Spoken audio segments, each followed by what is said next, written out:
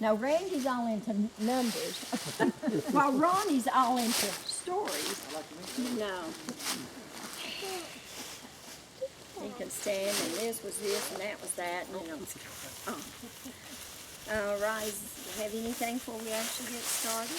To go back down the Pedalo Gap, will we go this way or this way?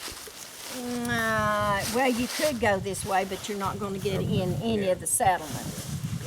But once we leave the schoolhouse, if you go on out, right here is Hensley Farm. When you get right here, take a right, and then you'll pass Parks, which is right here. But then the Ridge Trail is right there. Is the cabin still out there, the Martin Ford? It is. Yeah. Anything else? If not, let's get started. And I hope everybody enjoys your tour.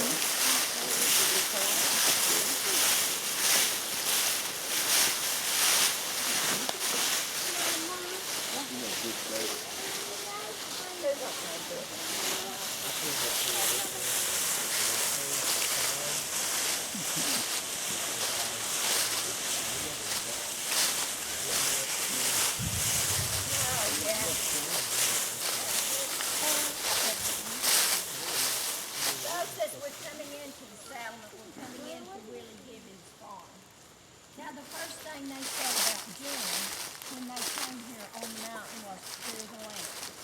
Once the land was cleared, then they would prepare an area for planting. Here to your right, you see this large fenced-in area. Now, this was Willie Gibbons' garden, but that was one thing he said about being here on the mountain. He said any given morning, he said you could come out into this settlement and said you could find the dew on the ground.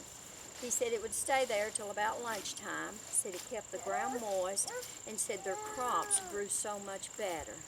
Folks, they could grow about any vegetable that you could think of. Everything from potatoes to beans, cabbage, carrots, tomatoes, onions, rutabaga, you name it, and they grew it. But they only had one cash crop here on the mountain. What was that cash crop? Corn. Corn was their only cash crop. Now, you know the corn we know today? They could not grow it here. They said the ground was too moist. They grew the blue and white speckled corn, which was the Indian corn.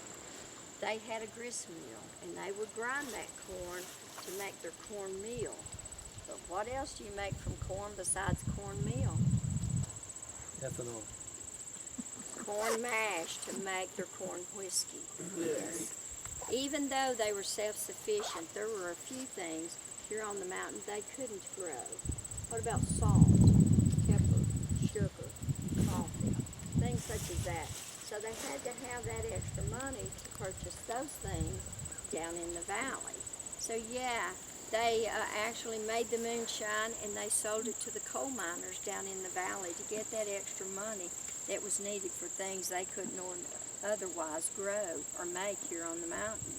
So yeah, corn whiskey was their only cash crop. Do you think that it might have been illegal back then? It definitely was, but that was their only cash crop here on the mountain.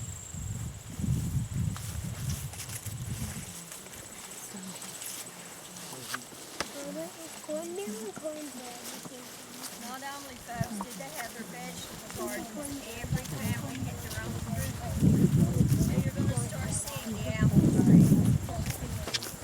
When they first moved here, there were representatives that came in from North and South Carolina that they purchased the seeds to plant their fruit orchards. The first year they planted apples and peaches and pears, blueberries, blackberries, huckleberries, about any type of a fruit that you would have wanted. They grew it up here as well. After the first year, the peach trees died out, and they never did replant the peaches. But if you'll notice here on your right, this is one of the original apple trees, and you can see that it's looking pretty bad. You're also going to see throughout the settlement, you're going to see these round wire cages. Now that's where we've started to graft some of these trees to try to keep from losing them entirely.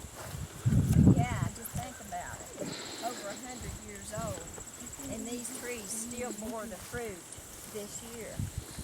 I said there were several jars of apple butter made from these apples that were on these trees up here this year.